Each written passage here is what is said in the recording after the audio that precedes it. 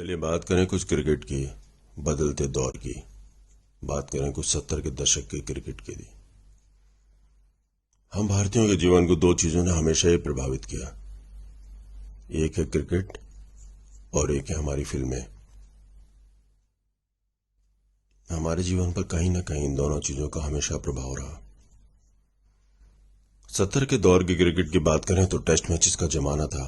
5 दिन के मैचेस, एक दिन रेस्ट डे।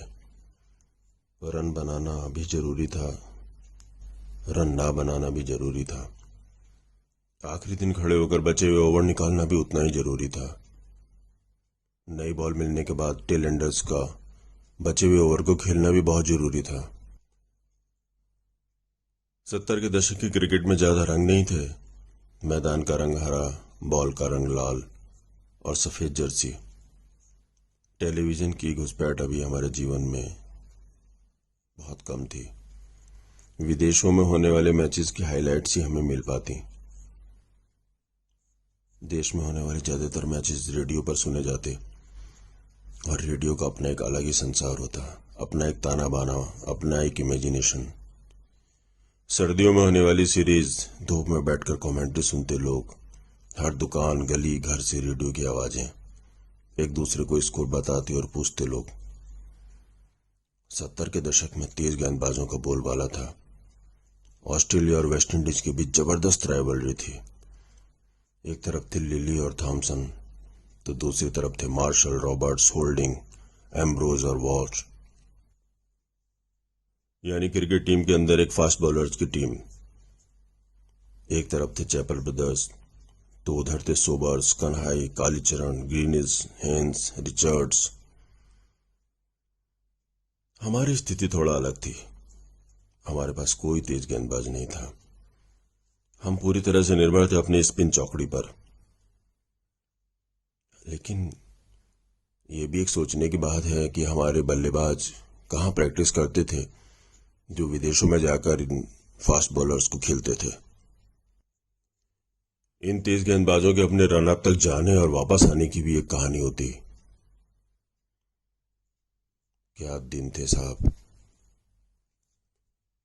71 में आगमन हुआ सुनील गावस्कर साहब का, और जिस तरह से उन्होंने खड़े होकर इन फास्ट बॉलर्स को अपने पहले ही दौरे में खेला, देश को मिला एक नया जीवट, एक हिम्मत, एक जुनून और मिला एक आत्मविश्वास। कैसे इन फास्ट बॉलर्स को खेला जा सकता है। 71 में ही आगमन हुआ अमिताभ बच्चन का, जिन्होंने एक बार अपने तरीके से भारतीय लोगों को प्रभावित किया। आने वाले दशकों तक ये दोनों लोग भारतीयों के दिलों पर राज करने वाले थे। उधर सुनील गावस्कर डटे थे उन फास्ट बॉलर्स के सामने और इधर अमिताभ बच्चन पर्दे पर खड़े थे,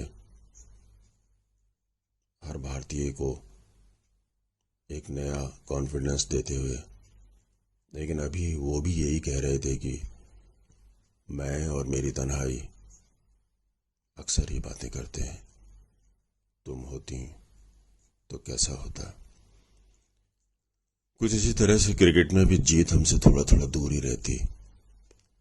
लेकिन 71 से बननी शुरू हुई एक नई टीम, अजीत वाडेकर साहब की कप्तानी में,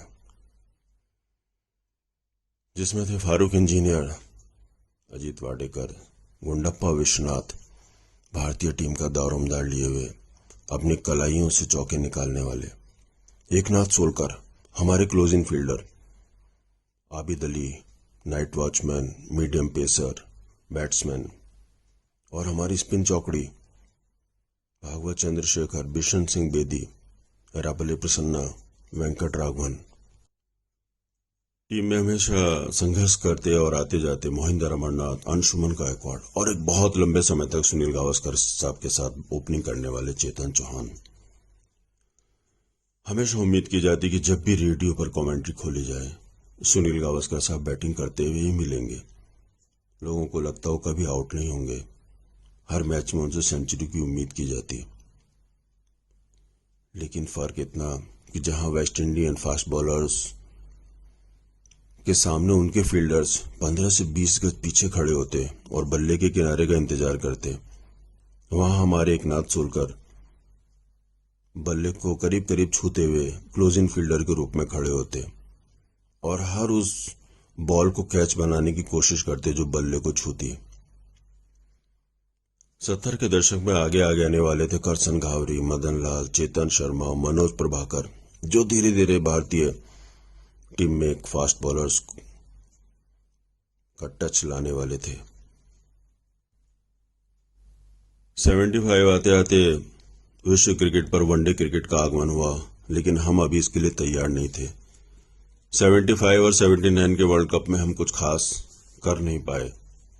उसका कारण ये था कि हमने अपने जिन खिलाड़ियों से हमेशा उम्मीद रखी कि वो 2-3 दिन तक लगातार क्रीज पर रहेंगे, ओवर दर ओवर खेलते रहेंगे, मैच के आखिरी दिन बचे हुए ओवर निकालकर टीम को जिता देंगे या मैच को ड्रॉ करा लेंगे। अचानक हम उनसे उम्मीद करने लगे थे रातों रात फटाफट क्रिकेट की, हर बॉल पर शॉट लगाने की। लेकिन बदल रहा था फिर क्रिकेट। 70 का दशक खत्म होते होते आने वाला था 80 का दशक, और अब हमें चाहिए था एक ऐसा खिलाड़ी जो 175 रन भी बनाए, जो अपनी आउट स्विंगर्स से 5 विकेट भी ले और जो 25 गज दौड़कर कैच भी लपके। और 80 का दशक आते आते 79 में आगमन हुआ कपिल देव का, जो फिर से भारतीय क्रिकेट को एक नई दिशा देने वाले थे, वनडे क्रिकेट का बादशाह बनाने वाले थे।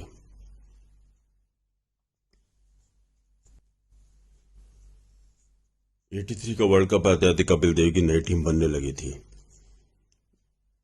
गावस्कर, श्रीकांत, यशपाल शर्मा, मोहिंदर अमरनाथ, संदीप पाटिल, मदन लाल, बलविंदर सिंह संधू, मनिंदर सिंह, रॉजर बिन्नी, वेंग सरकार, किरमानी। और इस 83 में इस टीम ने जीता वर्ल्ड कप। फिर बेंसन एंड हेजिस, यानी निकल पड़े हम वनडे की राह पर। लेकिन 70 के दशक के टेस्ट मैचेस अभी भी चल रहे थे और ये दौर चलने वाला था 87 तक, सुनील गावस्कर साहब के जाने तक। 80 का दशक खत्म होते होते आने वाला था एक ऐसा खिलाड़ी जिसके अंदर थी सुनील गावस्कर जैसी कलात्मकता, कपिल देव जैसा एग्रेशन और अपनी खुद की निडरता, जीवट। और वो था सचिन तेंदुलकर। लेकिन बीच के कुछ साल इस दौर के क्रिकेट को उस दौर के क्रिकेट से मिलाने के लिए कपिल देव, रवि शास्त्री, नवजोत सिंह सिद्धू, श्रीकांत टीम को लेकर आगे चल रहे थे। और 90 का दशक आते आते आगमन हुआ सचिन तेंदुलकर का। लेकिन हम अपने इस 70 के दशक के क्रिकेट को ऐसे ही याद रखें उन ट्रांजिस्टर के दिनों को, जब एक एक रन पर खुश होते थे लोग, एक दूसरे को स्कोर बताते और पूछते। और एक सवाल जो उन दिनों देश में सबसे ज्यादा पूछा जाता वो था सुनील गावस्कर है ना। और जब मैच के आखिरी दिन बचे हुए ओवर निकाल लिए जाते या बचे हुए रन बना लिए जाते तो देश में होता एक अद्भुत उल्लास। जब टेस्ट मैच के शाम का खेल समाप्त होने पर कमेंटेटर जसदेव सिंह या सुशील दोषी अनाउंस करते कि आज का खेल समाप्त होने पर क्रीज पर नाबाद है सुनील गावस्कर 106 रन बनाकर, तो देश एक अजीब निश्चिंतता के साथ सोता।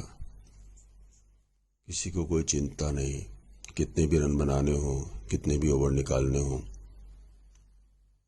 सुनील गावस्कर है ना। 70 के दशक के क्रिकेट के रिकॉर्ड भी अपने थे। हाईएस्ट रन, मैक्सिमम रन्स के पार्टनरशिप।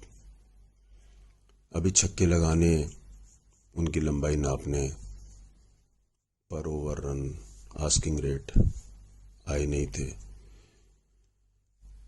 90 के दशक से लेकर और आने वाले कई दशकों तक क्रिकेट को आगे लेकर जाने वाला खिलाड़ी के आने में भी समय था।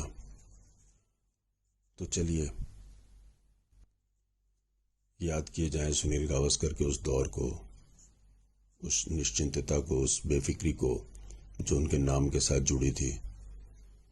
कैसे वो 2 दशकों तक विश्व के सबसे तेज गेंदबाजों को खेलते रहे और टेस्ट क्रिकेट को लेकर आगे चलते रहे, जिन्होंने दिया कपिल देव को। कपिल देव ने वनडे की टीम बनाकर खेल को आगे लेकर गए और लेकर गए T20 तक सचिन तेंदुलकर। आगे आने वाले हिस्से में बात करें वनडे क्रिकेट की और फिर T20 की, लेकिन चलिए याद रखें सुनील गावस्कर को, 70 के दौर की क्रिकेट को, उस बेफिक्री को, उस सुकून को, उन सर्दियों के दिनों को, उस रेडियो की कमेंट्री को, उस इमेजिनेशन को, उस क्रिकेट को। तेजी के साथ दौर बदल रहा था। अब तो अमिताभ बच्चन भी कहने लगे थे, भाई तुम साइन करोगे या नहीं।